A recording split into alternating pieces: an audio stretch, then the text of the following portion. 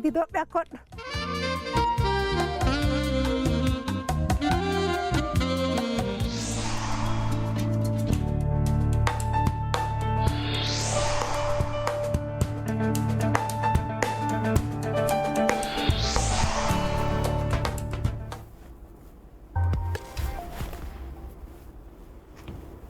ጤና ይስጥልን አክብሮታዊ ሰላምታችን በያላችሁበት ይድረሳችሁ እንደምን አደራችሁ ለመቀነስ እየተሰራ ነው ተብሏል አንድ ጉዳይ አድርገናል ቀዳሚ የምናደርገው የአንድ ሰዓቱን አጫጭር ዜናዎች ይሆናል ፍጹም ጉማስማና አጠናስልኝ እንደምን አድራችሁ ሰላም አድርገናል እንኳን አደረሳችሁ እንኳን አደረሳችሁ ተገናኘን አመሰግናለሁ አጫጭር ጉዳዮቻችንን እናስቀድማለን ጠቅላይ ሚኒስትር አብይ አህመድ በኢትዮጵያ የፌዴራል ፖሊስ ሪፈራል ሆስፒታል ተገኝተው በተለያዩ ግዳጆች ላይ ጉዳት ደርሶባቸው በሕክምና ላይ የሚገኙ የፖሊስ አባላትን ጎበኙ። ጠቅላይ ሚኒስትሩ በጉብኝታቸው ወቅት የፖሊስ አባላቱን ያበረታቱ ሲሆን በቀጣይም ተጎጂዎችንና ቤተሰቦቻቸውን በዘላቂነት ለማቋቋምና ለመደገፍ መንግስት የቻለውን ሁሉ እንደሚያደርግ ገልጸዋል። በጉብኝቱ ወቅት ጠቅላይ ሚኒስትር አብይ አህመድ የኢትዮጵያ ፌዴራል ፖሊስ ሪፈራል ሆስፒታልን አሁን ካለበት ወደ ተሻለ ደረጃ ለማሳደግ መንግስት አስፈላጊውን ድጋፍ ሁሉ ያደርጋል ብለዋል። በህልውና ዘመቻው ጉዳት ደርሶባቸው በሕክምና ላይ የሚገኙት የፖሊስ አባላትም የጠቅላይ ሚኒስትሩ ጉብኝት የመንፈስ ጥንካሬ እንደፈጠረላቸው ገልጸዋል። ይህ የጠቅላይ ሚኒስትሩ ጉብኝት በኢትዮጵያ ፖሊስ ታሪክ ከ30 ዓመት ወዲህ የመጀመሪያው እንደሆነ የፌዴራል ፖሊስ መረጃ ያመለክታል። የህልውና ትግሉ የአሸባሪው ህወሓት ሀገር የማፍረስ ሴራን ለማክሸፍና ወራሪውን ከአማራና አፋር ክልሎች በማስወጣት ብቻ እንደማይቆም የአማራ ክልል ርዕሰ መስተዳድሩ አቶ አገኘሁ ተሻገር ተናገሩ። ክልላቸው በመላ ኢትዮጵያውያን ላይ የተቃጣውን ወረራ ለማክሸፍ ሁለንተናዊ ድጋፍ እንደሚያደርግ የገለጹት የደቡብ ክልል ርዕሰ መስተዳድሩ ርስቱ ይርዳው የ25 ሚሊዮን ብርና የቁሳቁስ ድጋፍ በባህር ዳር በመገኘት አስረክበዋል። የደቡብ ክልል በአሸባሪ ወረራ በአማራ ክልል ለተፈናቀሉና ጉዳት ለደረሰባቸው ዜጎች የሚውል የ25 ሚሊዮን የገንዘብና ልዩ ልዩ የአይነት ድጋፎችን አድርጓል። የደቡብ ክልል የልዩ ኃይል ሰራዊትን ከማሰለፍ እስከ ደጀንነት እየተሰራ ነው ያሉት ርዕሰ መስተዳድሩ ድጋፉ እስከ ድል የሚቀጥል መሆኑን ገልጸዋል። ለድጋፉ ምስጋና ያቀረቡት የአማራ ክልል ርዕሰ መስተዳድሩ አቶ አገኘሁ ተሻገር ወራሪው በሁሉም ግንባር እየተሸነፈ ነው፣ ወራሪውን ከአማራና አፋር በማስወገድ ብቻ አንቆምም ብለዋል። በወረራው ከተፈናቀሉ ግማሽ ሚሊዮን በላይ ሕዝብ በተጨማሪ በወራሪው በተያዙ አካባቢዎች ያሉ ተጎጂዎች ሰብአዊ ድጋፍ እንዲደርሳቸው ርዕሰ መስተዳድሩ ለሀገር አቀፍ እና ዓለም አቀፍ ማህበረሰብ ጥሪ አቅርበዋል።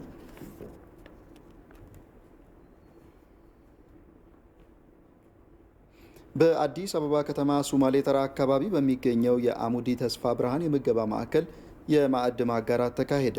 በአዲስ አበባ ሱማሌ ተራ በሚገኘው የአሙዲ ተስፋ ብርሃን የምገባ ማዕከል አዲስ ዓመትን ምክንያት በማድረግ ነው ከ2000 በላይ ለሚሆኑ ወገኖች የማዕድ ማጋራት የተካሄደው። በማዕከሉ የማዕድ ማጋራት ስነ ስርዓት ላይ የአዲስ አበባ ምክትል ከንቲባ ወይዘሮ አዳነች አቤቤና የሚድሮክ ኢንቨስትመንት ግሩፕ ዋና ስራ አስፈጻሚው አቶ ጀማል አህመድ ተገኝተዋል። የአዲስ አበባ ከተማ አስተዳደር ምክትል ከንቲባ ወይዘሮ አዳነች አቤቤ በተለያዩ የጦር ግንባሮች ከሰራዊቱ ጋር ማክበራቸውን በማስታወስ በዓልን ከእናንተ ጋር ማክበር በመቻሌ እጅግ ደስተኛ ነኝ ብለዋል። እንዲህ ሆነ እንድናከብር ያደረገንን በየግንባር ያሉ የመከላከያና የጸጥታ ኃይል አባላት ለሀገር ሰላም በሚከፍሉት የህይወት መስዋዕትነት በመሆኑ ክብር ይገባቸዋል ያሉት ምክትል ከንቲባዋ ሁሉም ዜጋ በተሰማራበት ጀግና ሊሆን እንደሚገባውም አሳስበዋል። በቀን አንድ ጊዜ ምግብ ማግኘት የማይችሉ ወገኖችን ለመመገብ የተቋቋመው አሙዲ ተስፋ ብርሃን የምገባ ማዕከል አንድ ዓመት ወጪውን የሚሸፍነው የሚድሮክ ኢንቨስትመንት ግሩፕ ነው። የሚድሮክ ኢንቨስትመንት ግሩፕ አዲስ ዓመትን ምክንያት በማድረግ በስድስቱም ክፍለ ከተሞች በሚገኙ የምገባ ማዕከላት ለወገኖች የማዕድ ማጋራት እያደረገ መሆኑን አቶ ጀማል አህመድ ተናግረዋል ሲል የዘገበው ጥላሁን ካሳ ነው። ኢትዮጵያና ደቡብ አፍሪካ በሳይንስ ቴክኖሎጂና ኢኖቬሽን ዘርፍ በጋራ ለመስራት የሚያስችላቸውን ስምምነት አደረጉ። ስምምነቱ የሳይንስና ኢኖቬሽን ሚኒስትሩ ዶክተር አብርሃም በላይና በኢትዮጵያ የደቡብ አፍሪካ አምባሳደር ኤድዋርድ ማካያ በተገኙበት ተከናውኗል። የሚኒስትሩ የኢኖቬሽንና ቴክኖሎጂ አማካሪ ዶክተር ሰለሞን በላይ ስምምነቱ በሁለቱ ሀገራት መካከል በሳይንስ ቴክኖሎጂና ኢኖቬሽን ዘርፍ ሰፊ ስራዎች በጋራ መስራት ያስችላል ብለዋል። ዘርፉ ለሀገር እድገት ከሚያበረክተው ሚና አኳያም የባለሙያዎች የልምድ ልውውጥና የእውቀት ሽግግር እንዲኖር ለማስቻል የተደረገ መሆኑንም ዶክተር ሰለሞን ገልጸዋል። በኢትዮጵያ የደቡብ አፍሪካ አምባሳደር ኤድዋርድ ማካያ በበኩላቸው ሳይንስ ቴክኖሎጂ በአገራት የሁለትዮሽ ግንኙነት ኢኮኖሚውን ለማሳደግና ለሀገር ልማት ቁልፍ ሚና ያለው በመሆኑ ለዘርፉ ትኩረት ሰጥቶ መስራት ያስፈልጋል ብለዋል።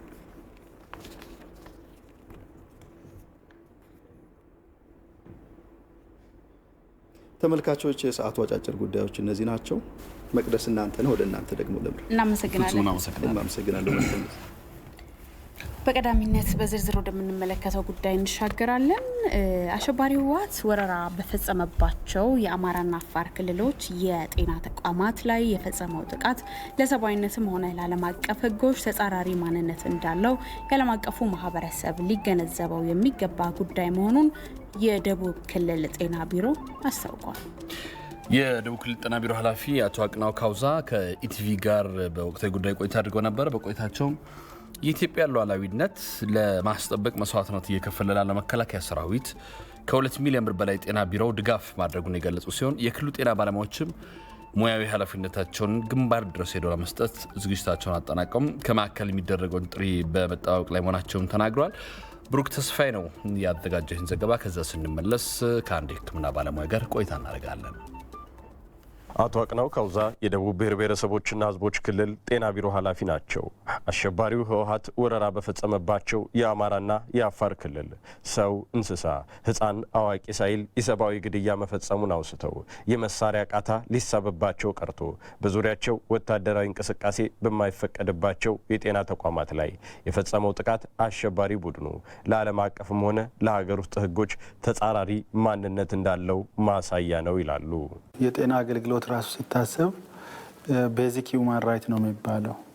ስለዚህ ጤና ተቋማት በዓለም አቀፍ በጦርም ህግ ሲታይ ከሚጠበቁ ምንም የወታደራዊ ጥቃትም ሆነ እዛ አካባቢ እንቅስቃሴ ከማይፈቀድባቸው ተቋማት አንዱ ነው። ስለዚህ በእነዚህ በተለይ በአሸባሪው ቡድን በተወረሩ አካባቢዎች ላይ ያለው የጤና ተቋማት ጥቃት አጠቃላይ ከዓለም አቀፍ መርሆም አንጻር ከሰብአዊነትም አንጻር ያው ተገቢ ያልሆነና ህገወጥ ተግባር ነው ማለት ነው። አቶ አቅናው ካውዛ አያይዘውም የሽብር ቡድኑ በጤና ተቋማት ሳይቀር የፈጸመውን ጥቃት ዓለም አቀፉ ማህበረሰብ እንዲገነዘብ ማጋለጥ ላይ መሰራት አለበት ብለዋል።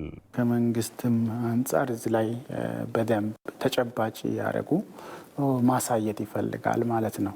እነዛን ጥቃቶችን ማለት ነው ተጨባጭ የሆነውን በዝርዝር በማውጣት የማጋለጥ የማሳወቅ ስራ እኔ በዛ ልክ የእኛን ድርሻ በደንብ ብንወጣና ተጨባጭ እያደረግን ማሳያዎቹን ብናሳይ ጥሩ ይመስላል። ኢትዮጵያን ሉዓላዊነቷን ለማስጠበቅ ህይወቱን እየከፈለ ላለው የመከላከያ ሰራዊት የደቡብ ክልል ጤና ቢሮ ከ2 ሚሊዮን ብር በላይ ድጋፍ ማድረጉን የገለጹት ኃላፊው የጤና ባለሙያዎችም ግንባር ድረስ ሂደው ሙያዊ አስተዋጽኦአቸውን እንዲያበረክቱ ዝግጅት መጠናቀቁን የቢሮ ኃላፊ አቶ አቅናው ካውዛ ገልጸውልናል። በእኛ በኩል በሁለት መንገድ ድጋፍ እያደረገን ነው። አንዱ ያው ሴክተራችን እንደ ማንኛውም ፓብሊክ ሰርቪስ ሴክተር ስለሆነ ደሞዝ እስከ ማዋጣት ድረስ እየሄድን ነው። የመጀመሪያ ዙር 100% የአንድ ወር ደሞዝ፣ በሁለተኛው ዙር 20%ን የማዋጣት ስራ የመጀመሪያውን ወርድ ሁሉን አጠናቀን ወደ ሁለተኛው ገብተናል። በዚህም በቢሮ ደረጃ ብቻ ከ2 ሚሊዮን ብር በላይ አስተዋጽኦ አድርገናል። እንግዲህ ሁለተኛው የኛ ደግሞ ለየት ያለው ተልእኮ የሙያ አገልግሎታችን ነው። ከዚህ ጋር ተያይዞ አሁን በእጃችን ወደ 120 የሚሆኑ የተለያየ የሙያ አይነቶች ሐኪሞች፣ ላቦራቶሪ ነርሶች፣ ፋርማሲ ባለሙያዎችና ኢንቫይሮንመንታል ሄልዝን ጨምሮ ዝግጅት ተደርጓል። ከየዞኑ ያው ጥሪ እየተጠባበቀን እንገኛልና በእነዚህ በሁለቱ በተለይ ድጋፍ እያደረገን ነው። ለኢቲቪ ዘገባ ብሩክ ተስፋዬ ነኝ ከሐዋሳ።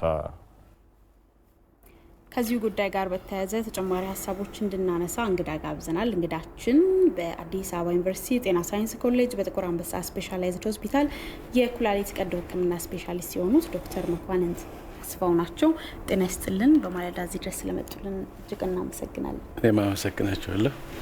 በጣም እናመሰግናለን። ያው እንኳን አደረሶት። እንኳን አብሮ አደረሰን። መልካም። ቀደም ሲል እንግዲህ የተለያዩ ዘገባዎችን ተመልክተናል። እነዚህ ጦርነቶች በሚደረጉበት ጊዜ በተለይ እንግዲህ እስከምናውቀው ድረስ ጤና ተቋማት ላይ ምንም ነገር መድረስ ያለበት አይመስለኝም። ያኛውም ይሁን ይሄኛውም ወገር ሲጎዳ የሚታከሙት ጤና ተቋማት ውስጥ ነው።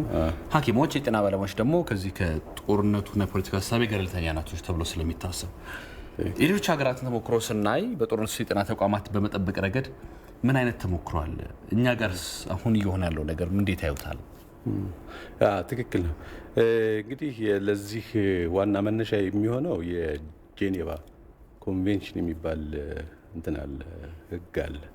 ይሄ ማንኛውም መንግስታት የሚሆኑ ማንኛውም ተዋጊ አካላት ሊቀበሉት የሚገባ ህግ ነው። ይህ ህግ ምንድነው? ሁለት ተፋላሚ ወገኖች በሚኖሩበት ጊዜ መጠበቅ ያለባቸው ተቋማት አሉ። የጤናና የትምህርት ተቋማት መጠበቅ አለባቸው። በዚህ ኮንቬንሽን መሰረት ማንኛውም የጤና ተቋም የሚሰጠውን አገልግሎት ማስተጓጎል አይቻልም። ይሄ መነሻው ምንድነው? የዓለም አቀፍ የቀይ መስቀል ምስረታ ላይ የመጣ የዚህ ሄነሪ ዱናን የሚባል ሰው ያመጣው እንትን ነው በአንደኛው የዓለም ጦርነት። ከዛም በኋላ ይሄ ህግ የተሻሻለ በሁለተኛው የዓለም ጦርነትም ማሻሻያው ተደረገውለት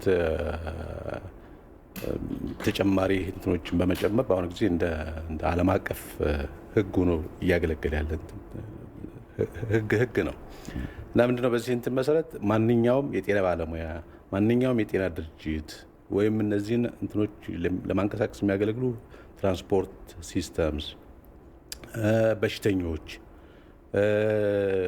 እነዚህ ነገሮች በሙሉ ኖርማል ስራቸውን በተገቢው መንገድ ማከናወን አለባቸው። ምንም አይነት ተጽዕኖ ሊኖርባቸው አይገባም የሚል እንትን አለ።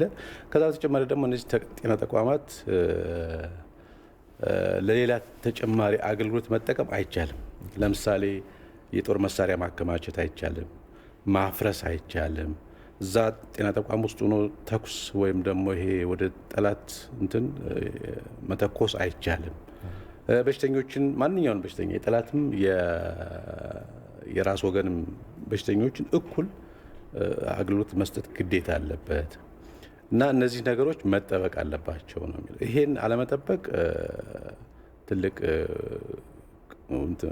ጥፋት ነው፣ ትልቅ ጥፋት ነው። ይሄ ዓለም አቀፍ ማንኛውም ተፋላሚ ወገን ሊከተለው የሚገባ ዓለም አቀፍ ሕግ ነው።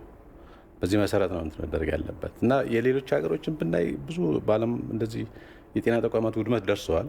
ለምሳሌ አሁን የቅርብ ጊዜው ብናይ አሜሪካኖች በ2015 አፍጋኒስታን ውስጥ በተሳሳተ መንገድ እነሱ ባሉት መሰረት በተሳሳተ መንገድ የጤና ተቋምን አውድመዋል። በዛን ጊዜ በነበረው እንትን ብዙ ሰጣ ገባ ነበረ። በመጨረሻም ያው ጥፋተኛ መሆናቸውን አውቀው ምናልባት ለዓለም አቀፍ ፍርድ ባያቀርቧቸውም በራሳቸው መንገድ ግን ቅጣት ውሳኔ አስተላልፎ ጥፋተኞችን ቀጥተዋል።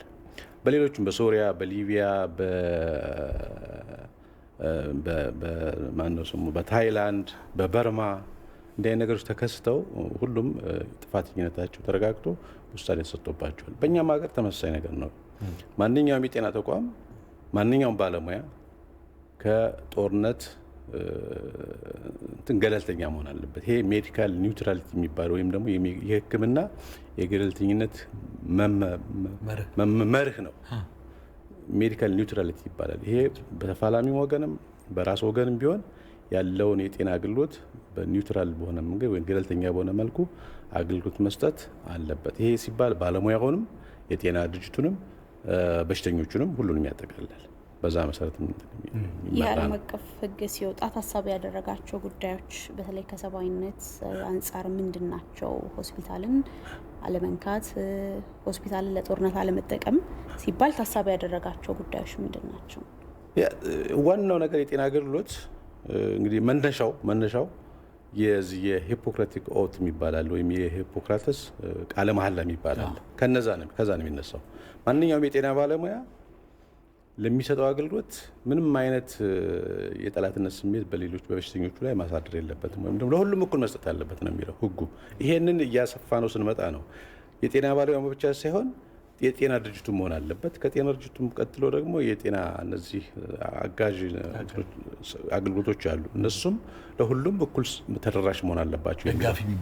ደጋፊ የሚባሉት አካላት ለሁሉም ተደራሽ መሆን አለባቸው የሚል ነው። ይሄ ደግሞ በአንደኛው የዓለም ጦርነት በነበረው አሰቃቂ ጦርነት ሄነሪ ጁናን ባየው የጠላትም የወገንም ቁስለኞችና በሽተኞች ከፍተኛ ስቃይ ሲደርስባቸው ስላየ ነው ይህን ነገር ያመጣውና የዓለም አቀፍ የቀይ መስቀልና የቀይ ጨረቃ መመስረት መነሻ በዛው የተመሰረተ። ስለዚህ ይህንን ነው እያመጣ ነው ያለን። ይሄ የትም ሀገር መስራት ያለበት ነው፣ የሚሰራም ነው። ለዛም ነው እንግዲህ ብዙ ድርጅቶች ለምሳሌ ባለፈው በትግራይ በነበረው ብዙ ዓለም አቀፍ ተቋማት ጤና ላይ በጣም ትኩረት ሰጥተው ከፍተኛ ዘገባ ሲሰሩ የነበሩት። ጤና ድርጅቶች ተዘርፈዋል፣ ጤና ድርጅቶች ወድመዋል፣ እነዚህ አምቡላንሶች እያሉ ሲሰሩ የነበረው ይህን ህጉን ስለሚያውቁት ነው፣ መሆንም ስላለበት ነው። እና መነሻ ምክንያቱ ጤና ለሁሉም ተደራሽ መሆን አለበት ነው፣ ለጠላት ለወዳጅም። እና ይህን ሰርቪስ ለመስጠት የግዴታ ጤና ድርጅቶች፣ ጤና ባለሙያዎች ገለልተኛ መሆን አለባቸው የሚል ፕሪንሲፕል ወይም መመሪያ ስላለ ነው። ምናልባት ዶክተር መኳንንት አሁን በእኛ ሀገር ሰሞኑን ከዚህ ከህግ ማስከበር ዘመቻው ጋር በተካሄደ በጣም እንግዲህ አንድ ጤና ጣቢያ ለመገንባት ምን ያህል ስቃይ እንደሚታይ ይታወቃል። አንድ ጤና ጣቢያ ተሰርቶ ሲመረቅ የሚሰራው ዜና ትልቅ ነው።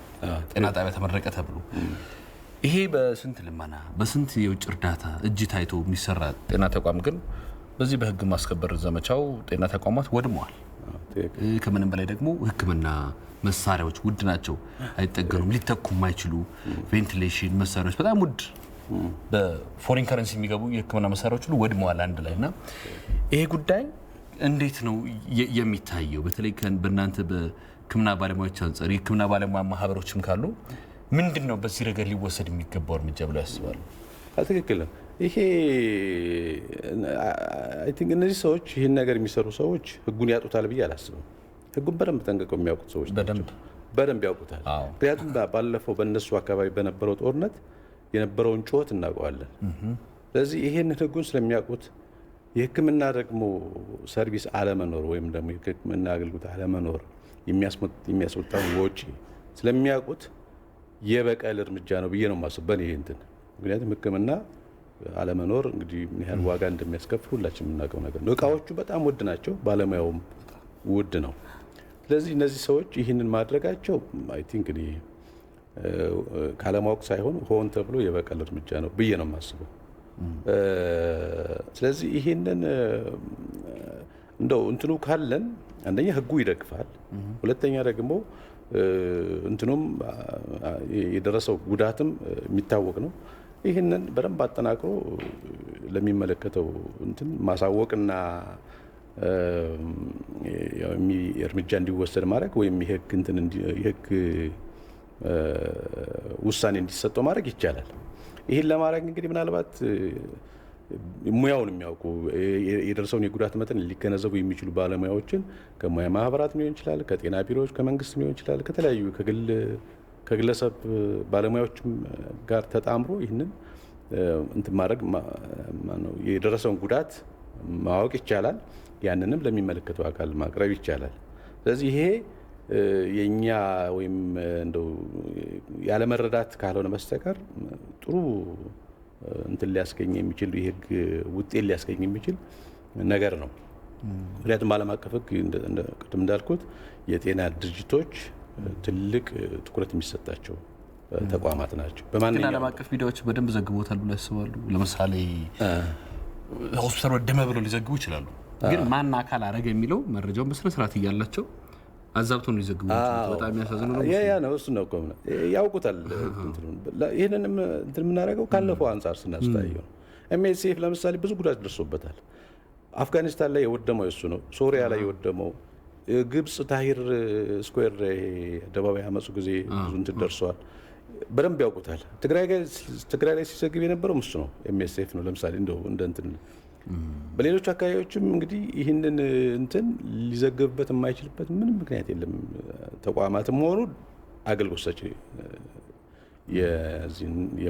መንግስታዊ ያልሆኑ ድርጅቶች እና ይሄ ሆን ተብሎ እንደው የነገሩን የማድበስበስ ነገር ካልሆነ በስተቀር መዘገብ ይቻላል። መዘገብ ይቻላል። መረጃውንም ማግኘት ይችላሉ፣ መስራት ይችላሉ። እና ሆን ተብሎ የመተው ማደበስበስ ነገር ነው እንጂ የሚመስለው ጠፍቷቸው አይመስለኝም።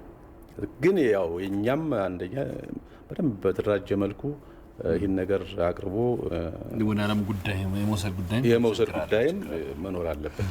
እነሱ ችላ ስላሉ እኛ ችላ ማለት የለም። ዳሜጁን ወይም ያለውን ጉዳት መጠን በደንብ መግለጽና ማሳየት መቻል አለብን። ያ ይመስለኛል። እነዚህ ተቋማት ከሚሰጡት አገልግሎት አንጻር በዚህ ደረጃ ጥበቃ ሊደረግላቸው ይገባል። ዓለም አቀፍ ሕግ ነው። በቅርቡ ወደ ግንባር የመሄድ እድሉ ነበረኝ። ንፋስ መውጫ ላይ ሆስፒታልም ትምህርት ቤቶች ሆስፒታል ከመዝረፍ ባሻገር ለማይዘረፉ የሆኑ ንብረቶችን አውጥቶ ሰባብሮ አውድሞ የመሄድ የመተኛ አልጋዎች ሳይቀር ወድመው ተመልክቻለሁና በዛ በወደመ ቦታ ላይ አሁንም ቢሆን ባለ አቅም ሕክምና ለመስጠት ጥረቶች እየተደረጉ ነው።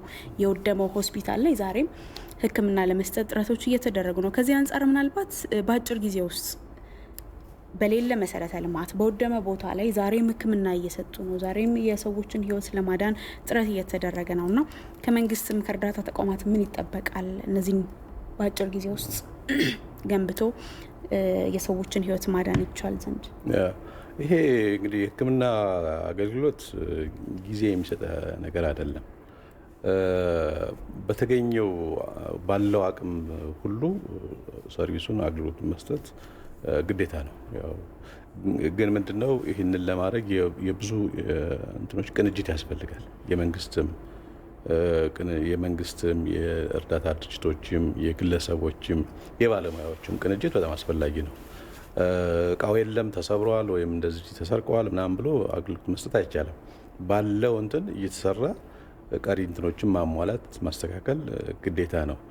ይህን ለማድረግ እንግዲህ ማስተባበር ያስፈልጋል። ጠንካራ የማስተባበር ስራ መሰራት አለበት። እንግዲህ መንግስት የራሱን ይወጣል በራሱ መንገድ። ከዛ በተረፈ እነዚህ የሙያ ማህበራት፣ ግለሰቦች እና የእርዳታ ድርጅቶችን በቅንጅት በማስተባበር ወደ ስራ የሚገባበትን መንገድ መፈለግ ያስፈልጋል። በተለይ ደግሞ ከሁሉም በላይ የአካባቢው ህብረተሰብ፣ ጤና ባለሙያዎች በተለይ ምክንያቱም አገልግሎቱ ምን ያህል ለሰው ልጅ በጣም አስፈላጊ እንደሆነ የምናውቀኛለን። በየቀኑ የሚደርሰውን የጤና እንትን ስለምናውቀው ማለት ነው። አንድ ወላድ እናት መጣ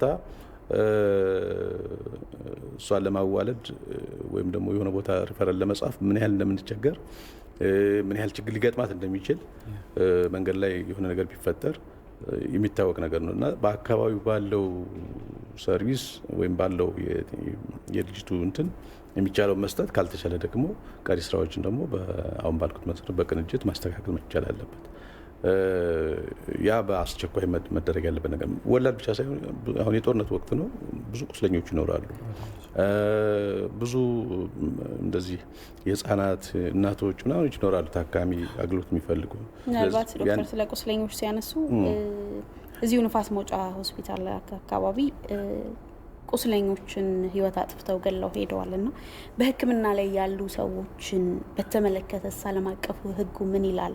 በህክምና ላይ የነበሩ ሰዎችን እነሱ ቦታውን በተቆጣጠሩበት ሰዓት ህይወት አጥፍተው ገድለው ሆስፒታሉን ከማውደም ባሻገር ገለው ነው የሄዱትና ህክምና ላይ የነበሩ ታካሚዎችን በተመለከተ ዓለም አቀፍ ህጉ ምን ይላል? ይሄ በጣም በጣም በጣም አሳዛኝ ትልቅ ወንጀል ነው። በዚህ በቅድም ባልኳችሁ በጄኔቫ ኮንቬንሽን ምዕራፍ 3 አርቲክል 19 ላይ የሚለው ነገር አለ። ማንኛውም ተፋላሚ ወገን በራሱም ሳይድ በተቃራኒውም በጠላቱም ሳይድ ያለውን ቁስለኛና ታማሚ በከፍተኛ የሰብአዊነት ሁኔታ መያዝ ግዴታ አለበት። ይሄ በቃ በደንብ የተሰመረ እንትን ነው አይደለም። መግደል ሰርቪሱን መፈግም አትችይም። እዛ ቁጭ በደንብ የተጻፈ በትልቁ የጻፉት እንትን ነው። ይሄ በጣም ትልቅ ወንጀል ነው። አይደለም መግደል እንትኑን ይሄ ሰርቪሱን አገልግሎቱን ማልሰጥም ብለሽ እንትን ማድረግ አይቻልም። ይሄ እንግዲህ ምናልባት የክፋት ጥጉን የሚያሳይ ነው እንጂ አሁንም ስቲል ህጉን አያውቁትም ብዬ አላስብም። ይሄ የመጨረሻ የክፋት መጨረሻው ነው። ምክንያቱም አንድ ቁስለኛ ምንም ራሱን መጠበቅ በማይችልበት ሁኔታ ሰርቪስ በሚፈልግበት ሁኔታ ተገሎ ወይም ገለሽ መሄድ ማለት በምንም ሊገለጽ የማይችል በጣም ትልቅ ወንጀል ነው እና እንደዛ ነው የሚለው ህጉ የመጀመሪያ የሚያስቀምጠው እንዲያውም የመጀመሪያ መነሻውም ህጉ የዚህ ሁሉ ህጉ መነሻ ቁስለኞች ሜዳ ላይ ወድቁ በመታየታቸው ነው በአንደኛው ዓለም ጦርነት እና ቁስለኛና በሽተኛ በጦር ሜዳ ላይ የነበረ እንትን የጠላትም የወገንም ክፍል መጠበቅ መቻል አለበት። ይሄ እዛ ላይ በደንብ የተቀመጠ ነገር ነው። ይሄ ወንጀል ነው፣ ደንበኛ ወንጀል ነው። ምናልባት ጉዳዩ በጣም ሰፊ ነው። ብዙ የሚያከራክሩ በተለይ የሚታዩ ይሄ ቪዲዮዎች ማስረጃዎች ሲታዩ በጣም ልብ የሚሰብር ነው። እንደው ከዚህ አንጻር ከባለሙያ አንደበት ምን ይላል ህጉ የሚለውን ለማንሳት ያለው እርስዎንም እዚህ ጋበዝ ነው። በአዲስ አበባ ዩኒቨርሲቲ የጤና ሳይንስ ኮሌጅ በጥቁር አንበሳ ስፔሻላይዝድ ሆስፒታል የኩላሊት ቀዶ ሕክምና ስፔሻሊስት ዶክተር መኳንን ተስፋው በጠዋት እዚህ ድረስ መጥተው ለሰጡን ቃለ መጠይቅና ለጊዜው እጅግ አድርገን እናመሰግናለን። መልካም ቀን። ታንክ ዩ ዶክተር።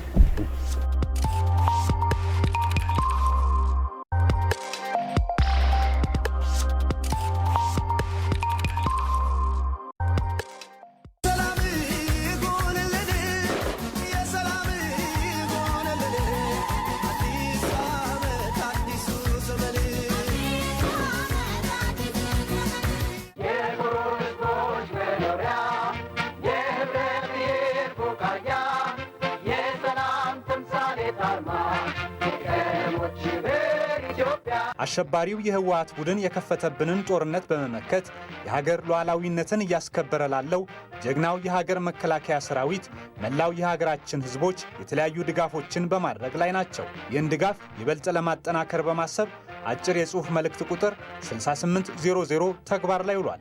እርሶም ለሀገር ክብርና ሰላም ዘብ በመቆም ዋጋ እየከፈለ ላለው ጀግናው የሀገር መከላከያ ሰራዊታችን ወደ 6800 አጭር የጽሑፍ መልእክት ቁጥር የፈለጉትን የብር መጠን ጠቅሰው በመላክ አጋርነቶን ያሳዩ።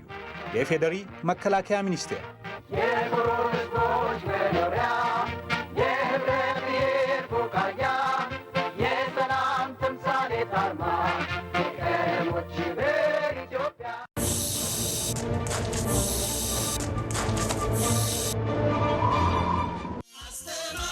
ግብርና የህልውና መሰረት ጥንቃቄ የሚጠይቅ ታላቅ ሥራ እንደሆነ እንገነዘባለን። ውጥናችን እንዲሰምር፣ ጥሪታችን እንዳይነጥፍ ለዶሮ፣ ለጋማና ቀንድ ከብት፣ ለአበባ፣ ለጥጥ፣ ለቡናና ለሻይ፣ ለአትክልትና ፍራፍሬ፣ ለቅባት እህሎች፣ ለሁሉም የሰብል አይነት የመድህን ሽፋን ያገኙ። አስተማማኝ አጋሮ የኢትዮጵያ መድን ቆመ።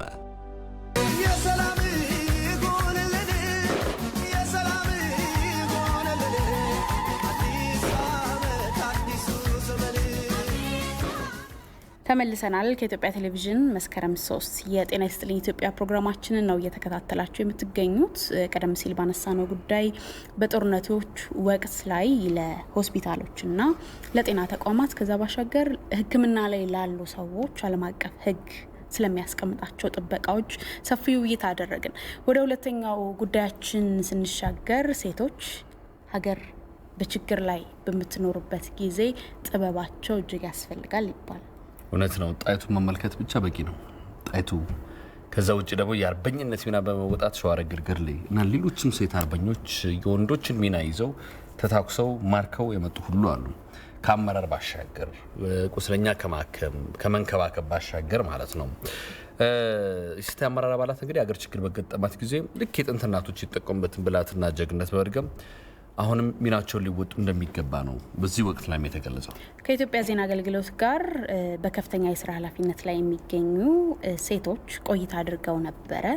ዘገባውን ከኢትዮጵያ ዜና አገልግሎት አገኘ ነው። ዋለልኝ ታምራ አዘጋጅቶታል። የመንግስት ከፍተኛ ሴት የስራ ኃላፊዎች አገር ችግር በገጠማት ወቅት በአመራር ላይ ያሉ ሴቶች ኃላፊነታቸውን በብልሃትና በብቃት መወጣት ይጠበቅባቸዋል ብለዋል። የባህልና ቱሪዝም ሚኒስትሯ ዶክተር ሂሩት ካሰው ቀደም ባለው ጊዜ ሴቶች ሀገር ችግር ሲገጥማት ብልሃትና ጀግንነታቸውን ተጠቅመው መሻገራቸውን ታሪክም ያስረዳል ሲሉ ተናግረዋል።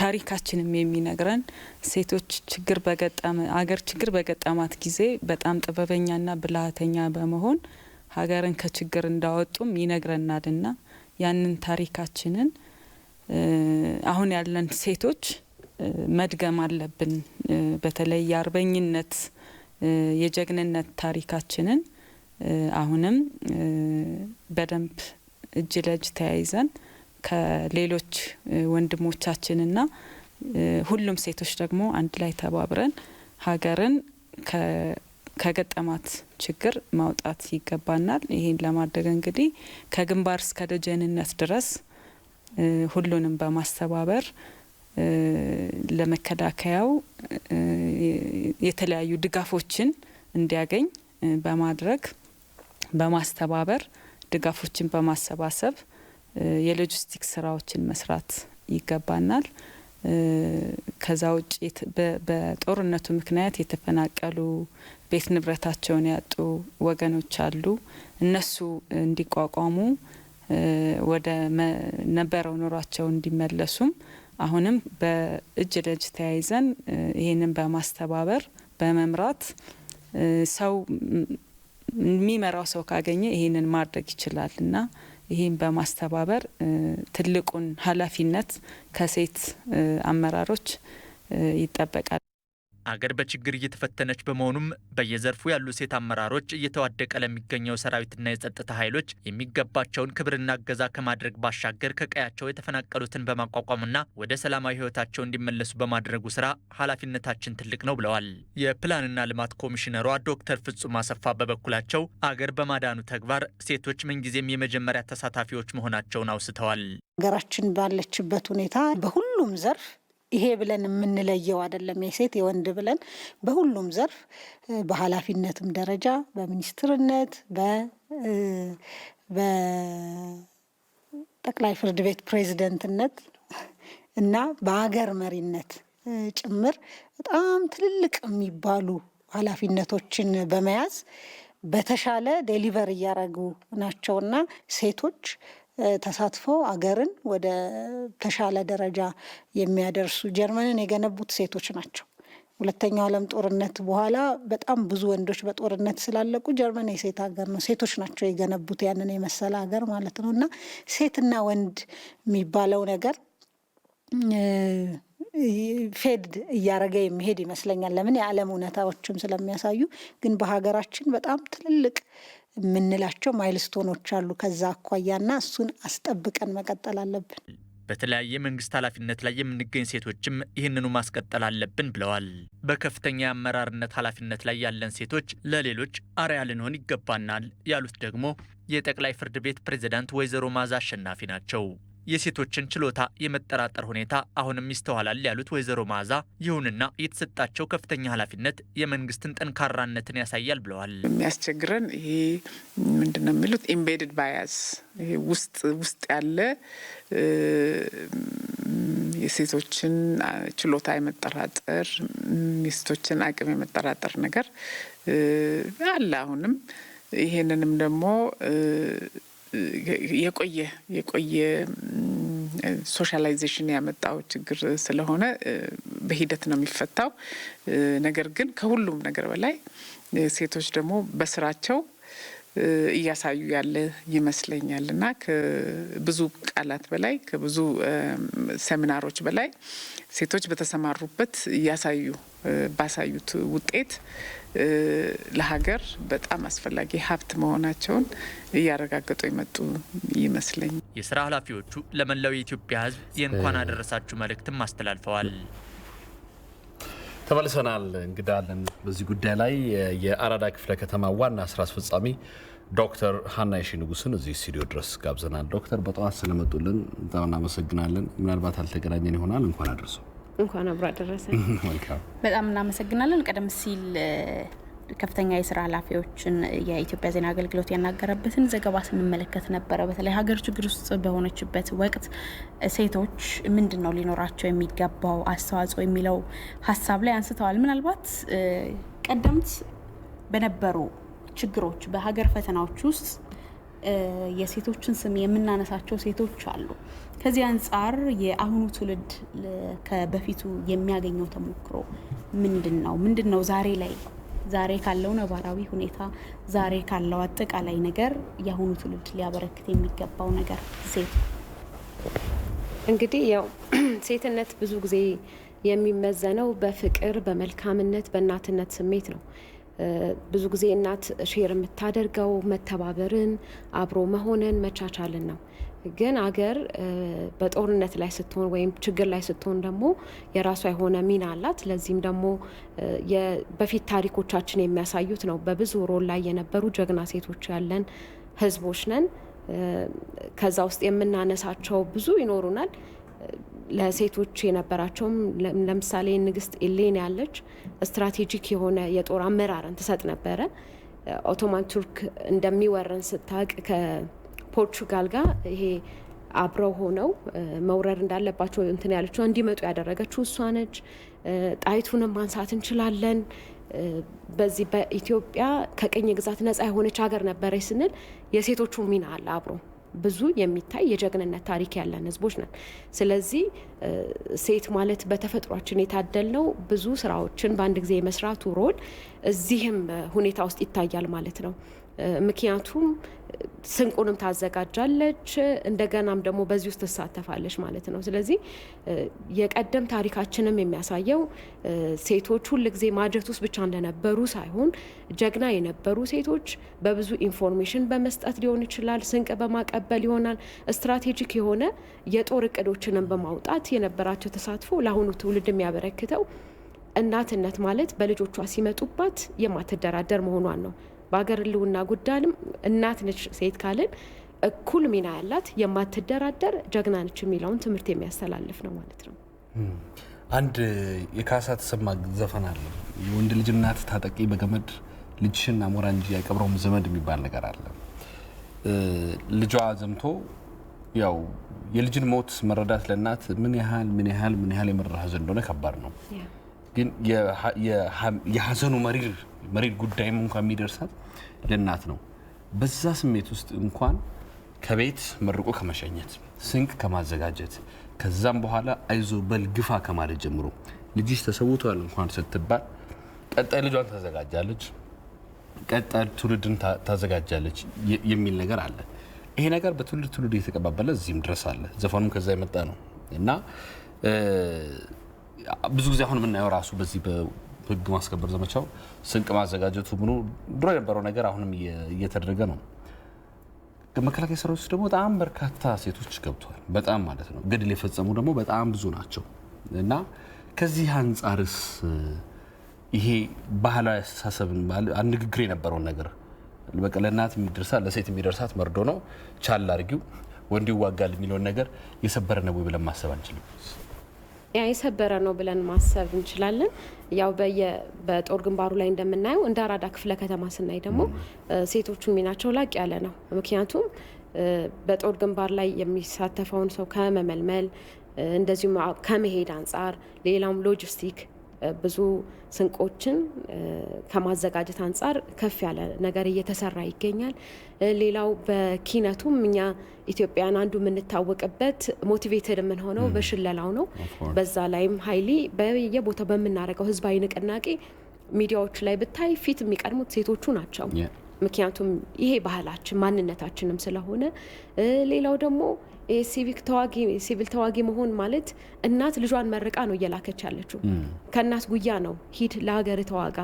ስለዚህ አሁንም የጥንቱ ነገር የቀረበት ሳይሆን ስቲል እንዲያውም በተጠናከረ መልኩ የገባት እናት ነች ያለችው ብዬ ነው የማስበው። ሲወቅጡ ስታይ በፊት የነበረውን ነገር ታየዋለህ። በዛሬ ላይ ወፍጮ ቤት ለምን አይሄድም አይደለም፣ አብረው ሞራሉ ምን ያህል እንደሚጠቅም ያውቁታል። ስንቅ ሲዘጋጅ አብረው መሆናቸው ለሌላው የሚያመጣውን የሞራል እገዛ ያውቁታል። እና አሁንም ሴቶች በፊት ቀዳሚነት አገራቸውን ሉዓላዊነት ከማስጠበቅ አንጻር እየሰሩ ነው የሚገኙት። ምናልባት የአሁኑ ትውልድ ሴቶች ላይ እንምጣ። ማህበራዊ ድረገጾች አሉ። የምናደርገው ትግል ከምናሻግረው ሀሳብ ጀምሮ አጥፊም የሚያቀናም ሀሳብ ሊሆን ይችላል እና ምናልባት ከዚህ አንጻር ምንድን ነው የሚጠበቀው ከዚህ ትውልድ? እንግዲህ ከዚህ ትውልድ አብዛኛውን ነገር እየወሰደን ያለው ማህበራዊ ሚዲያ ነው። የአንድን ነገር እውነትነት የምንፈልገው በፌስቡክ ላይ በሶሻል ሚዲያዎች ላይ የሆነ ትክክለኛው ማንነታችንን እያጣንበትም ያለው ነው። ግን ይህን ፖዚቲቭሊ መጠቀም እንችላለን። ምንድን ነው ቀደምት ኢትዮጵያውያን ምንድን ነበር የሚያደርጉት? እኔ ሴት ከመሆኔ አንጻር ከሜካፕና ከልብስ የተለየ ምንድነው የኔ አስተዋጽኦ? ምንድነው የወረስኩት? በባህሌ ያለው የቀደምት ሴቶች ብዙ ጊዜ እንላለን እኩልነት ምናምን ብዙ የሚወራ ነገር። እኩልነት መገለጫው አንዱ ለሀገር ሉዓላዊነት መቆም ነው። ለሀገር ሉዓላዊነት ስትቆም የማይገባ ኢንፎርሜሽን ባለመስማት ይጀምራል። እየሰማህ እያነበብክ ስታስተላልፈው ለማይገባ ፍራቻ እንድንዳረግ ያደርጋል። ስለዚህ ይሄንን ዘመቻ ውስጥ ስንገባ የጦር ግንባር ላይ ብቻ መሄድ ሳይሆን የውሸት ወሬዎችን ከማስቆም እውነት የሆነውን ነገር ሼር ከማድረግ እንደዚሁም ደግሞ ሞራላችን ሊገነቡ የሚችል እውነታዊ እሴቶቻችን ምንድን ናቸው፣ ሴቶች ያደርጓቸው የነበሩት አሁንስ በእኔ ዘመን ምን መስራት አለብኝ፣ እንደ ሴት ምን ማድረግ አለብኝ ብለን ያንንም መውሰድ አለብን። በእርግጥ ለምሳሌ እነዚህ ሰላም ጸጥታውን የከተማውን ከማስጠበቅ አንጻር ሮንድ የሚያወጡት በጣም ብዙዎቹ ሴቶች ናቸው። የሚገርመው እናቶች ናቸው እየጠበቁ ያሉት። ጸጉረ ልውጥ ሲመጣ ጥቆማ የሚያደርጉት እነሱ ናቸው እና የእነሱንም ሮል የበለጠ ልናጎላ ይገባል። ምክንያቱም ቅድም እንዳልከው ልጅ ሲሞት የሀዘን ምሬቱ እናት ጋር ነው የሚመጣው። ስለዚህ እናት ሰላሟ አካባቢዋ እንዲጠበቅ ትፈልጋለች። ለቅሶ ቤት ሲሆን ሴቶቹ ናቸው የሚገኙ። ስለዚህ ያንን ሮላችን ነው የበለጠ ልናደምቀው የሚገባው፣ ልናሳየው የሚገባው። ስለዚህ ሶሻል ሚዲያን አሁንም ልንጠቀም፣ ለመልካምነት ልንጠቀምበት፣ ኢትዮጵያዊነታችን አንድነታችን በሚጠብቅ ጉዳዮች ላይ ልንጠቀምበት እንችላለን።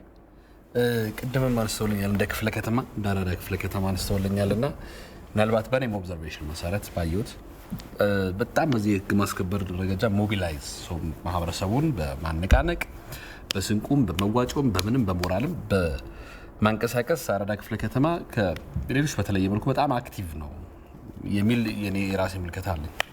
አክቲቭ ነው በጣም። ምንድን ነው ምክንያቱ? ምናልባት እዛ ያልነበሩ ሴቶች አብዛኞቹ የወታደር ባለቤቶች ነበሩ ወይ የወታደር ልጆች ነበሩ ወይ ሀገር ምን ማለት እንደሆነ የዳር ድንበር ጉዳይ የህልውና ጉዳይ ስለገባቸው ወይ እንዴት ነው እንቅስቃሴው? በጣም አክቲቭ ነውና በራስዎም ኦብዘርቬሽን እንዴት ያ ክፍለ ከተማ በጣም ሼክ ሊያደርግ ቻለ? እንግዲህ ያልከውንም ወስደዋለሁ። ምክንያቱም አራዳ ክፍለ ከተማ ጥንታዊ ከመሆኑ የተነሳ ብዙ ቀደምት ታሪኮች አሉ። የከተማ ታሪካዊ ነገሮች እዛው አሉና ብዙ ጣይቱም የምናነሳቸው ነገሮች እኮ በሆቴልም በምንም እዛው ላይ የሚያዩቸው ነገሮች ነው። ሌላው ደግሞ ከሂስትሪው ባሻገር ደግሞ ያለው አራዳ ክፍለ ከተማ ላይ ኔትወርክድ ነው። ከላይ እስከታች ኔትወርክድ ነው። ለምሳሌ ጠዋት ንቅናቄ ያለ ብትለው ማታ ነግረኸው ለጠዋት ህዝቡ ይወጣል። ዳት ሚንስ ቼኑ በደንብ የተሰራ ነው ማለት ነው። ጥሩ ሰንሰለት አለ፣ አንድነቱ አለ። በጣም እውነት እኔ አራዳ ክፍለ ከተማ እንደ ቤተሰብ የማየው ክፍለ ከተማ ነው። ምክንያቱም ከልባቸው ነው ሲወጡ። የትኛውም ዲስታንስ ላይ ውጡ ስትል እንግዲህ ቅርባቸውም ስለሆነ እዚህ ቴዎድሮስ አደባባይ ላይ በሌሊት ይመጣሉ። በእግራቸው ነው። ብዙ መኪና ማቅረብም አንችልም። ስንት ቀበሌ ነው ግን ያለው? ወረዳዎች ናቸው። 10 ወረዳ አለን እና የተለያየ ርቀት ነው ያለው። ቴዎድሮስ አደባባይ እንገናኝ ሲባል ቴዎድሮስ እናቶች ይመጣሉ። ተያይዘን ነው አንድ ላይ የምንሄደው እና ይሄን ያደረገው በቃ መለወጥ አለበት ነው። የኛ ሞቷችን አንድ ነው። የአራዳ ክፍለ ከተማ መሪ ቃል አለ። የሚፈሰው የደምና የበግ ደም የዶሮ ደም እንጂ የሰው ደም አይፈስም የሚል ማለት ነው። ስለዚህ ያንን የምናደርገው ደግሞ ሰላምና ጸጥታውን እኔ ስጠብቅ ነው የሚል አቋም ነው ያለን። ለዚህም ደግሞ በየወረዳው በክፍለ ከተማ ያለው አመራር ለዚህ ነገር የሚሰራ ነው። እስከ ብሎክ ድረስ የወረደ የተያያዘ ነው። ለምሳሌ ብሎኮቹ ይጠበቃሉ ስንል ወረዳ ላይ ያለ አመራር ውጭ ወጥቶ ነው የሚያድረው በተራ ማለት ነው። ምክንያቱም መሪ የምንለው ቤቱ ሆኖ እቅድ የሚያወጣ አይደለም፣ ፕሮግራም የሚያወጣ አይደለም። ራሱ መሳተፍ አለበት። ራሱ ይሄ መሪነቱን መውሰድ አለበት። ስለዚህ ሰላምና ጸጥታውን በመጠበቅ አንጻር የወረዳ አመራሮች ውጪ ነው የሚያዱት አሁንም ማለት ነው። ለዛ ነው እንግዲህ ክፍለ ከተማችን ያው በንቅናቄውም በሁሉም እንትን የሆነው ቤተሰባዊነቱ ፍቅሩ መያያዙ ስላለ ነው። በጣም እናመሰግናለን። እንግዲህ ዶክተር ሀና የሺንጉስ በተደጋጋሚ ጊዜ ማለዳ ላይ ስናስቸግራቸው በማለዳ እዚህ ስቱዲዮ ድረስ መጥተው ትልልቅ ሀሳቦችን ይሰጡናል። በጣም እናመሰግናለን። የአራዳ ክፍለ ከተማ ምክትል ዋና ስራ አስፈጻሚ ዶክተር ሀና የሺንጉስ እዚህ ድረስ መጥተው ለሰጡን መረጃ እናመሰግናለን። መልካም ቀን ይሁንልዎት። ዶክተር በጣም አመሰግናለሁ። መልካም ቀን። መልካም ቀን ይሁንልዎት።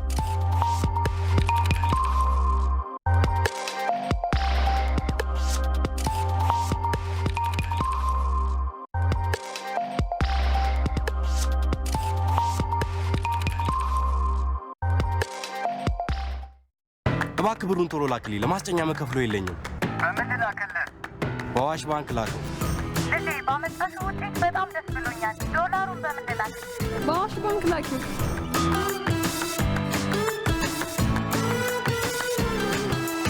በአዋሽ ባንክ የውጭ ሀገር ገንዘብ በተቀበሉት ልክ ብዙ ሽልማቶችን የሚያስገኙ የሎተሪ ዕጣዎች ውስጥ ይሳተፋሉ።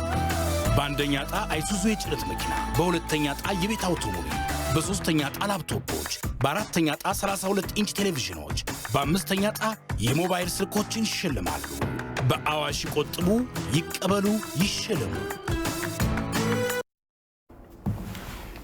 ተመልሰናል። ወደ ትራፊክ ጉዳያችን ነው የምንሻገረው።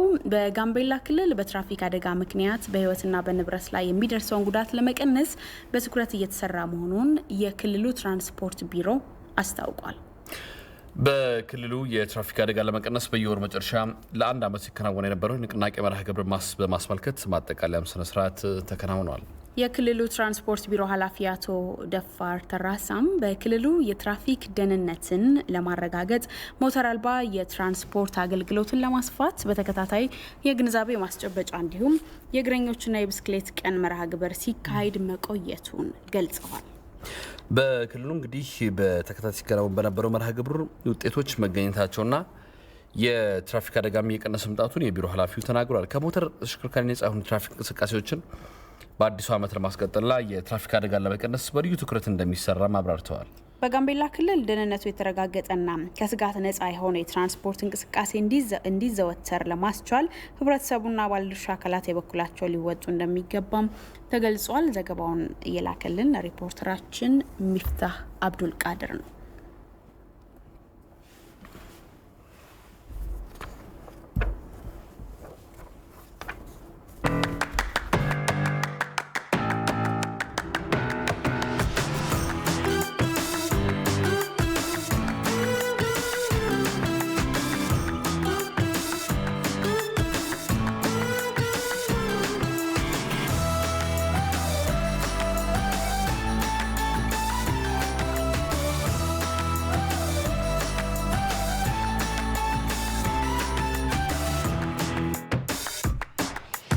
ጠንክረው የሚሰሩ የበለጠ እድለኞች ይሆናሉ።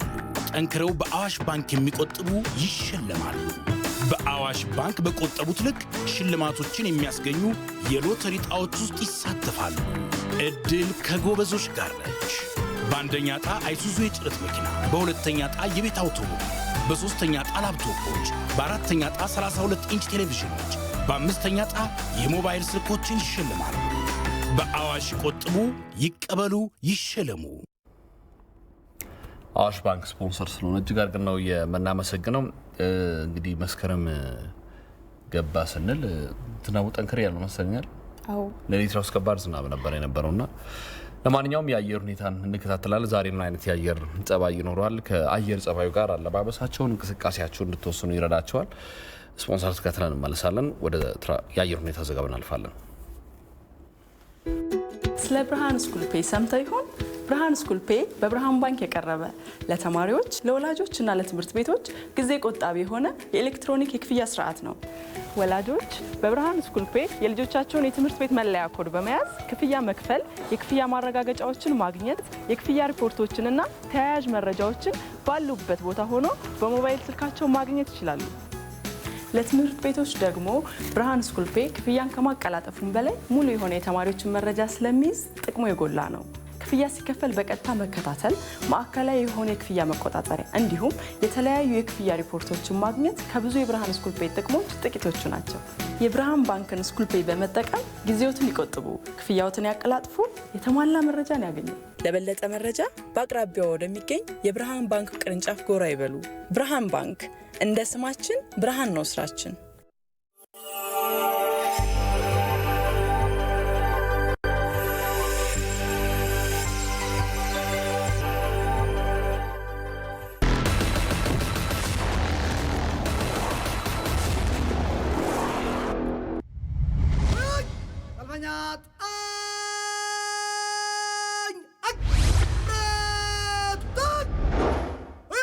ለብሔራዊ ሰንደቅ ክብር በብረት ሰላም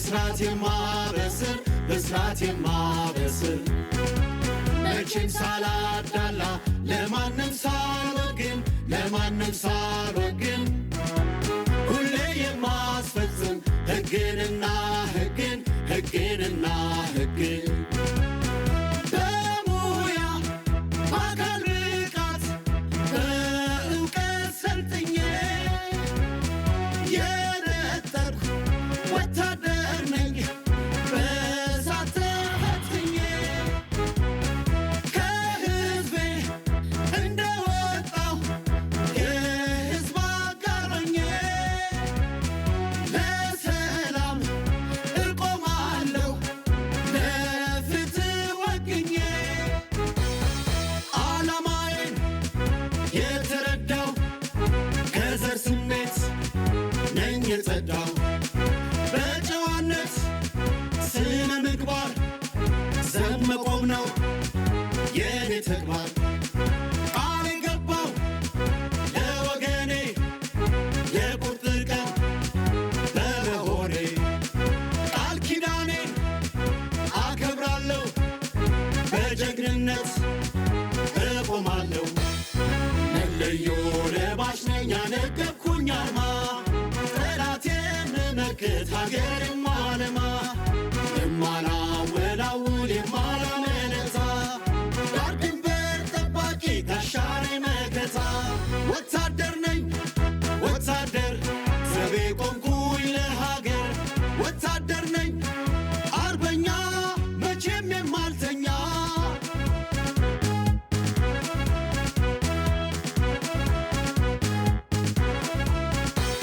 ኢትዮጵያ እንድትቀጥል በብሩህ ጎዳና በብሩህ ጎዳና ሕገ መንግሥታዊ ግዳጄ ነውና ግዳጄ ነውና በዘር በሃይማኖት በባህል በቋንቋ በባህል በቋንቋ ሁሉን እኩል የማይ ንቁ ነኝ ጠንቃቃ ንቁ ነኝ ጠንቃቃ በልማት የምሳተፍ በመስክ በሜዳ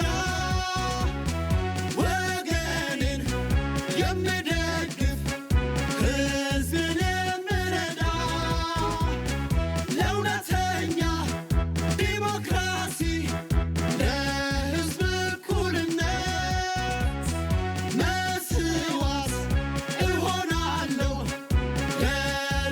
ለሉዓላዊነት ከሕይወቴ ከኔ ጥቅም ሀገር ወገን የማስቀድም ሁሌም ንቁ ቁርጠኛ ነኝ የኢትዮጵያ ወታደር ነኝ የአባቶቼን አርማ አንስቼ ክብራቸውን ተረድቼ በጀግንነት እሰዋለሁ ግንባር ቀደም እሆናለሁ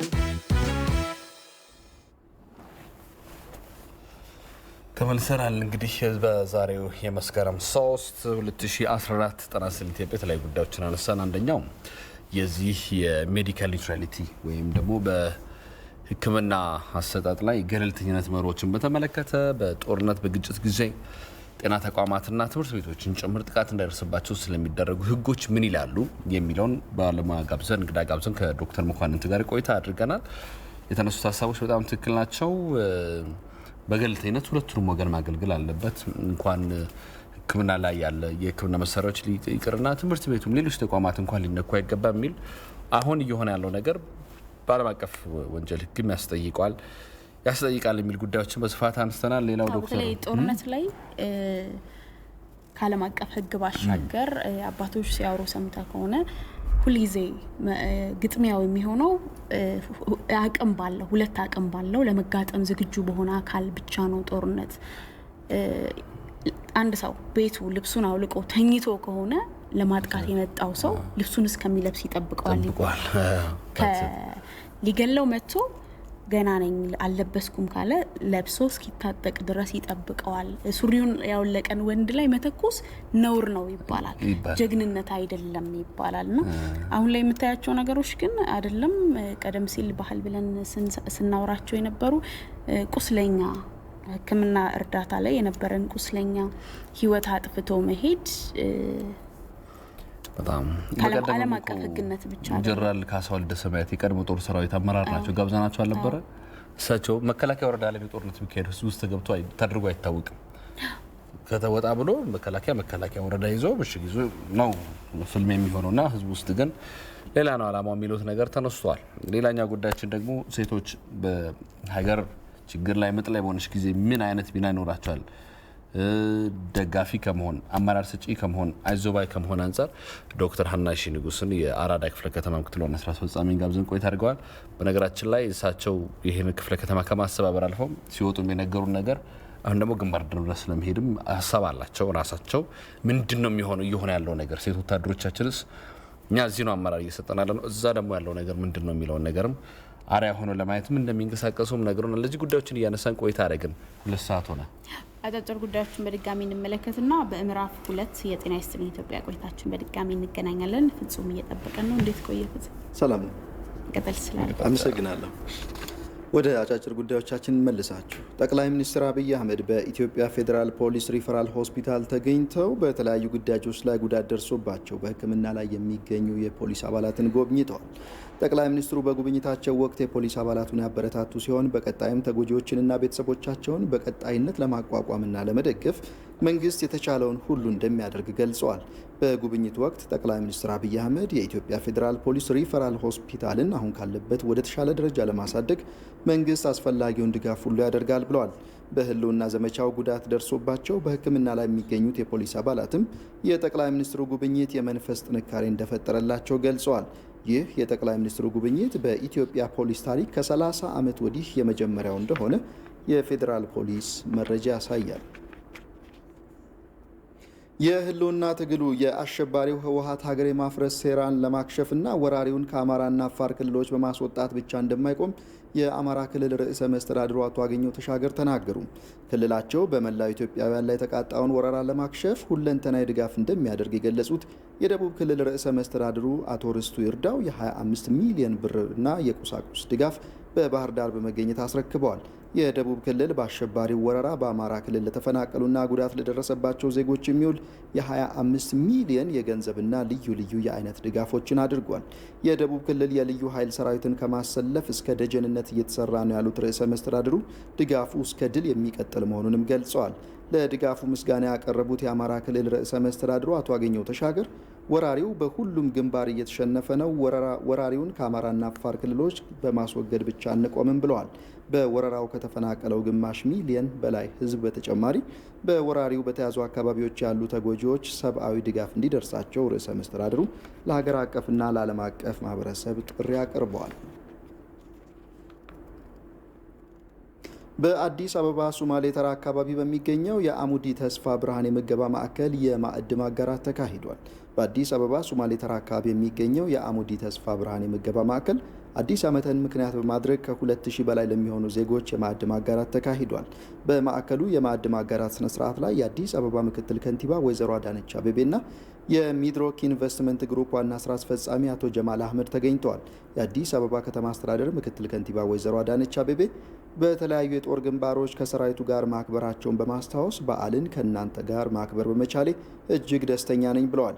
እንዲህ ሆነ እንድናከብር ያደረገን በየግንባር ያሉ የመከላከያና የጸጥታ ኃይል አባላት ለሀገር ሰላም በሚከፍሉት የህይወት መስዋዕትነት በመሆኑ ክብር ይገባቸዋል ያሉት ምክትል ከንቲባዋ ሁሉም ዜጋ በየተሰማራበት ጀግና ሊሆን እንደሚገባም አሳስበዋል። በቀን አንድ ጊዜ ምግብ ማግኘት የማይችሉ ወገኖችን ለመመገብ የተቋቋመው አሙዲ ተስፋ ብርሃን የምገባ ማዕከል የ1 ዓመት ወጪውን የሚሸፍነው የሚድሮክ ኢንቨስትመንት ግሩፕ ነው። የሚድሮክ ኢንቨስትመንት ግሩፕ አዲስ ዓመትን ምክንያት በማድረግ በ6ቱም ክፍለ ከተሞች በሚገኙ የምገባ ማዕከላት ለወገኖች የማዕድ ማጋራት እያደረገ መሆኑን አቶ ጀማል አህመድ መናገራቸውን ባልደረባችን ጥላሁን ካሳ ዘግቧል።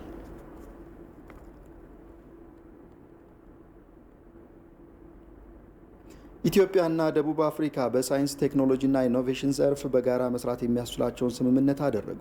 ስምምነቱ የሳይንስና ኢኖቬሽን ሚኒስትሩ ዶክተር አብርሃም በላይና በኢትዮጵያ የደቡብ አፍሪካ አምባሳደር ኤድዋርድ ማካያ በተገኙበት ተከናውኗል። የሚኒስቴሩ የቴክኖሎጂና የኢኖቬሽንና ቴክኖሎጂ አማካሪ ዶክተር ሰለሞን በላይ ስምምነቱ በሁለቱ ሀገራት መካከል በሳይንስ ቴክኖሎጂና ኢኖቬሽን ዘርፍ ሰፊ ስራዎችን በጋራ መስራት ያስችላል ብለዋል። ዘርፉ ለሀገር እድገት ከሚያበረክተው ሚና አኳያም የባለሙያዎች የልምድ ልውውጥና የእውቀት ሽግግር እንዲኖር ለማስቻል የተደረገ መሆኑንም ዶክተር ሰለሞን ገልጸዋል። በኢትዮጵያ የደቡብ አፍሪካ አምባሳደር ኤድዋርድ ማካያ በበኩላቸው ሳይንስና ቴክኖሎጂ በሀገራት የሁለትዮሽ ግንኙነት ኢኮኖሚውን ለማሳደግና ለሀገር ልማት ቁልፍ ሚና ያለው በመሆኑ ለዘርፉ ትኩረት ሰጥቶ መስራት ያስፈልጋል ብለዋል። ለሁለት ሰዓት ያዝናቸው አጫጭር ጉዳዮች እነዚህ ናቸው። መቅደስ እናንተ ነው። ወደ እናንተ ደግሞ እናመሰግናለን። ምዕራፍ 2 ከውጭ ምንጭ የያዝነው አንድ ጉዳይ አለን። ቢዝነስና ስፖርት ሰዓታቸውን ጠብቀው ይስተናግዳሉ። እንዲሁም ማህበራዊ ድረገጾች ላይ እኛ የተመለከትናቸውን ጉዳዮች ወደ እናንተ እናሻግራለን። ከውጭ ምንጭ በዝርዝር የምንመለከተው ጉዳያችን ወደ ሞዛምቢክ ይወስደናል። በሞዛምቢክ እንግዲህ የሴቶች ንጽህና መጠበቂያ እጦት ምክንያት ትምህርት የሚያቋርጡ ሴት ተማሪዎችን ቁጥር ለመቀነስ እየተሰራ መሆኑ ተገልጿል። ሴቶች የንጽህና መጠበቂያዎችን በራሳቸው እየሰሩ እንዲጠቀሙ ስልጠና እየተሰጣቸው ነው። ከአፍሪካ ኒውስ ነው ያገኘ ነው። ሩት ወርቁ አዘጋጅተዋለች። በተለይ በአፍሪካ ሀገራት ቁጥራቸው በርካታ የሆኑ ሴት ተማሪዎች ከወር አበባ ጋር ተያይዘው በማህበረሰቡ ዘንድ ባሉ ትክክል ያልሆነ አመለካከትና በቂ የሆነ የንጽህና መጠበቂያ እጦት ምክንያት ትምህርታቸውን ለማቋረጥ ይገደዳሉ። በሞዛምቢክ በማህበረሰቡ ዘንድ ያለውን ትክክል ያልሆነ አመለካከት ለማስተካከልና የንጽህና መጠበቂያዎችን ገዝተው መጠቀም ለማይችሉ ሴቶች የተለያዩ ቁሳቁሶችን በመጠቀም ለማዘጋጀት የተሰባሰቡ ሴቶች ለውጥ እያመጡ መሆኑ ተገልጿል። በተለይ በገጠራማ አካባቢዎች የንጽህና መጠበቂያ ዋጋ ውድ መሆኑና በቅርብ ለማግኘትም ቀላል ባለመሆኑ በርካታ ሴት ተማሪዎች ከትምህርት ገበታ ውጭ ይሆናሉ። የወር አበባ በማይባቸው ቀናቶች ወደ ትምህርት ቤት አልሄድም ነበር። ከዛ በኋላ ግን የንጽህና መጠበቂያዎችን ራሴ በማዘጋጀት መጠቀም ጀመርኩ። ሴቶቹ በቅርብ የሚያገኙትን ቁሳቁስ በመጠቀም ታጥበው በተደጋጋሚ ጥቅም ላይ ሊውሉ የሚችሉ የንጽህና መጠበቂያዎችን ያዘጋጃሉ።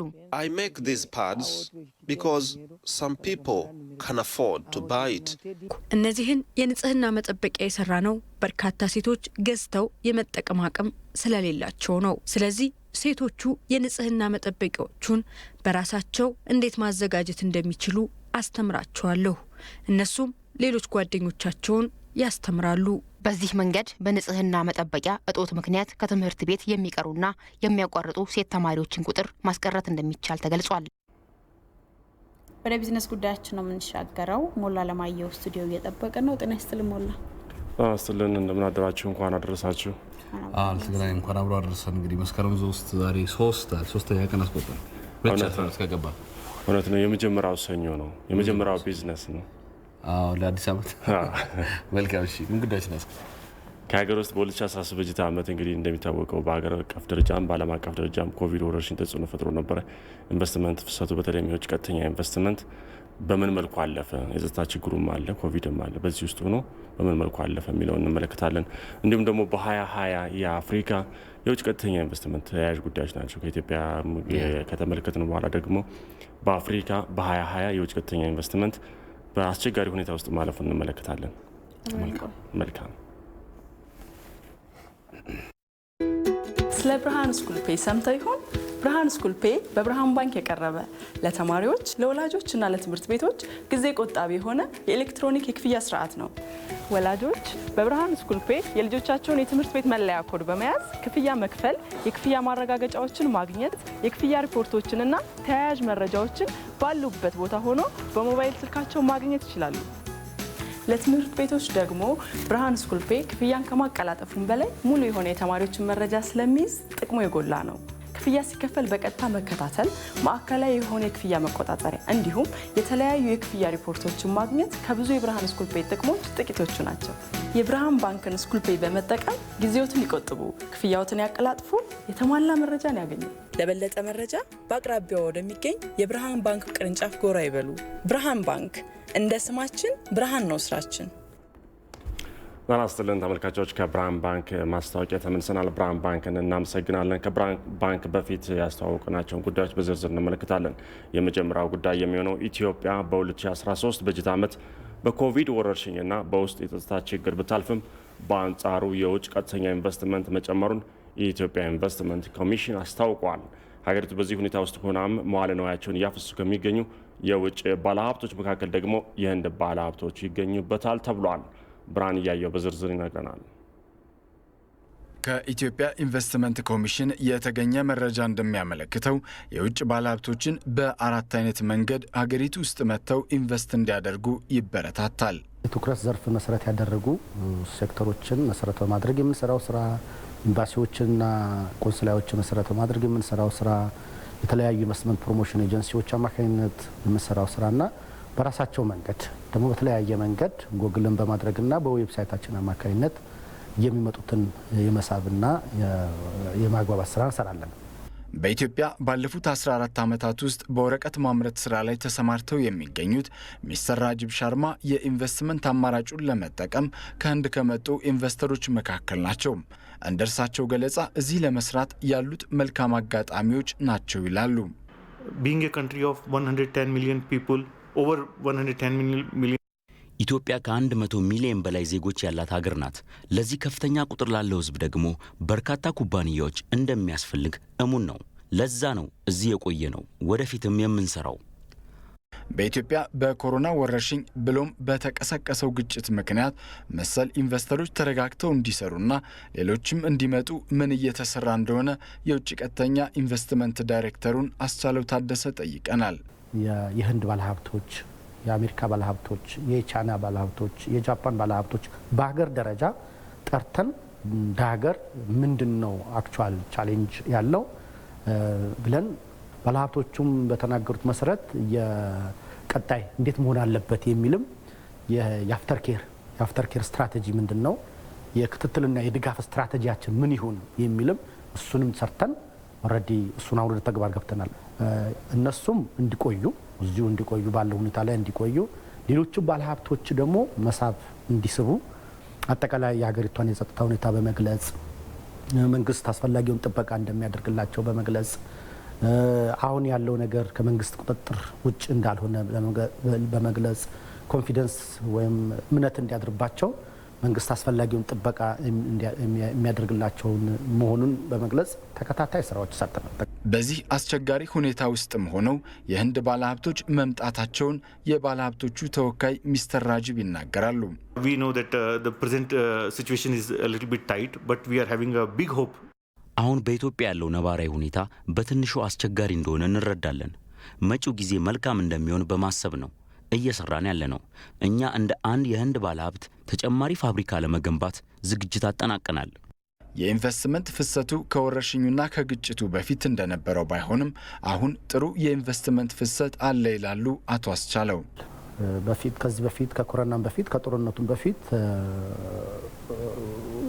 እንትኑን የውጭ ባለሀብት ፍሰቱ በጣም ከፍተኛ ነበር። ምናልባት እኛ ማስተናገድ በማንችልበት አይነት ደረጃ ላይ ነበር። ስለዚህ ሁለቱም ነገሮች ተደራርበው ሲመጡ እንደተባለው በውጭ ቀጥታ ኢንቨስትመንት ፍሰት ላይ አሉታዊ ተጽዕኖ አሳድሯል።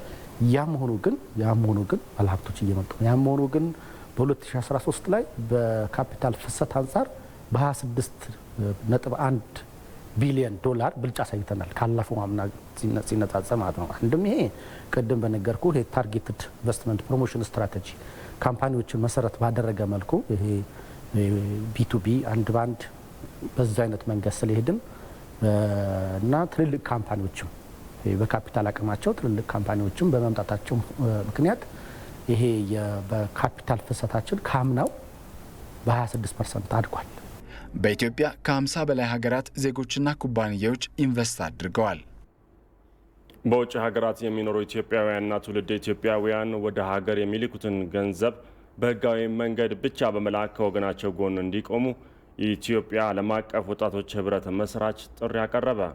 ኢትዮጵያውያንና ትውልደ ኢትዮጵያውያን ወደ ሀገር የሚልኩትን ገንዘብ በህጋዊ መንገድ ብቻ በማድረግ የሽብር ቡድኑ ህወሓት ለጦር መሳሪያ መግዣ የሚያውለውን የገንዘብ ምንጭን ማድረቅ ይቻላል ተብሏል።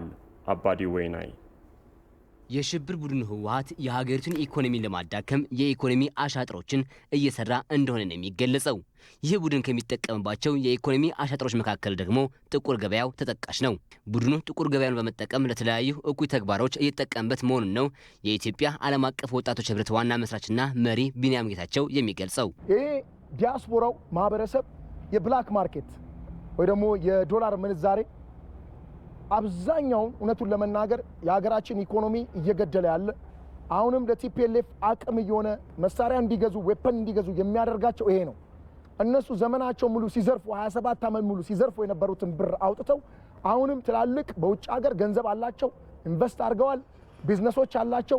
ዶላርን በመመንዘር የሀገራችን ኢኮኖሚ እየገደሉ ነው ያሉት። በውጭ ሀገር የሚገኙ ኢትዮጵያውያንና ትውልደ ኢትዮጵያውያን የሚልኩትን ገንዘብ ለአሸባሪው የህወሓት ቡድን መጠቀሚያ እንዳይሆን በባንክ በኩል መላክ እንደሚኖርባቸው የኢትዮጵያ ዓለም አቀፍ ወጣቶች ህብረት መስራችና መሪ ቢንያም ጌታቸው ይናገራል። ዲያስፖራው ማወቅ ያለበት ምንዛሪ ብላክ ማርኬት በዘረዘረ ቁጥር ለነዚህ ሰዎች አሁንም አቅም እየሰጠ ነው።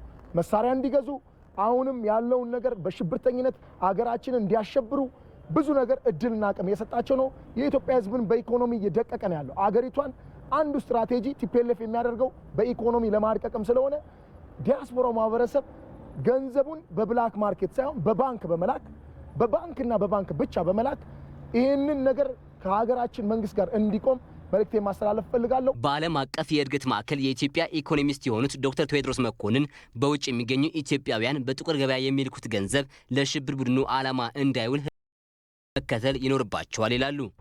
እኔ 100 ብር ከላኩኝ ከዛ 50 በመቶ ምናልባት ለአስመጪዎች ሊሄድ ይችላል። የቀረው 40 ዶላር ግን ህገወጥ ተግባራት እና እነሱን በተዘዋዋሪ ገንዘብ እየሰጠኋቸው እንደሆነ መገንዘብ መቻል አለብኝ። ምንም ጥርጥር የሌለው ነገር ነው። ብዙ ታይቷል። በጥቁር ገበያ በሚገኙ የውጭ ምንዛሬዎች ናቸው።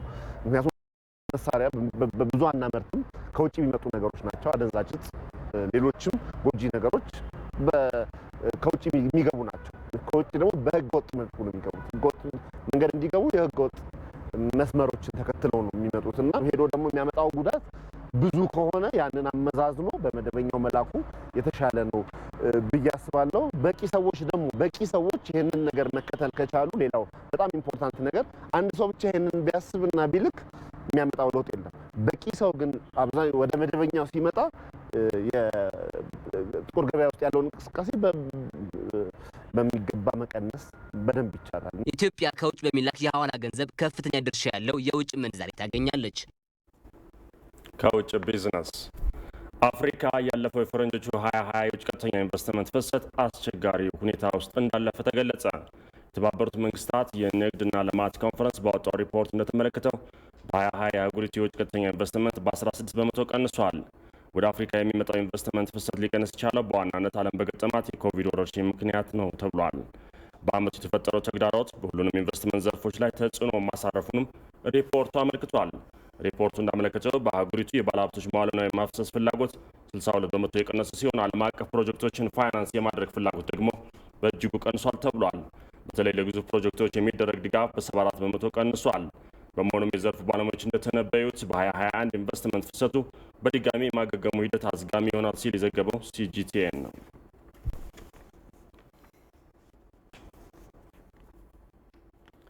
በደቡብ አፍሪካ በሐምሌ ወር ተከስቶ የነበረውን ተቃውሞ ተከትሎ በተፈጸመው ጥፋት 1.7 ቢሊዮን ዶላር የሚገመት ንብረት መውደሙ ተገለጸ። የሀገሪቱ መንግስት እንዳስታወቀው የቀድሞው ፕሬዚዳንት ጃኮብ ዙማ መታሰርን ተከትሎ በተነሳ ተቃውሞና ከዛም የተፈጸሙ ውድመቶችና ስርቆት የሀገሪቱን ኢኮኖሚ ጎድቶታል። የሀገሪቱ ፕሬዚዳንት ሲሪል ራማፎዛ በሰጡት ትዕዛዝ መሰረት በተደረገ ጥናት በተቃውሞ ወቅት ከ300 በላይ ሰው ህይወት አልፏል። ከዛም በላይ ግን ንብረት ላይ በተፈጸመ ውድመት ከ2 በመቶ በላይ የገበያ ማዕከላት ተዘርፈዋል ወይም ወድመዋል ተብሏል።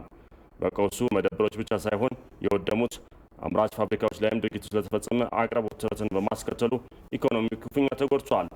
በተለይ የኳዞሉ ናታል ግዛት ኢኮኖሚያዊ እንቅስቃሴ ለሳምንት በዘለቀ ጊዜ መቆሙ ኢኮኖሚውን ክፉኛ ጎድቶታል ተብሏል። ዘገባው የአፍሪካ ኒውስ ነው።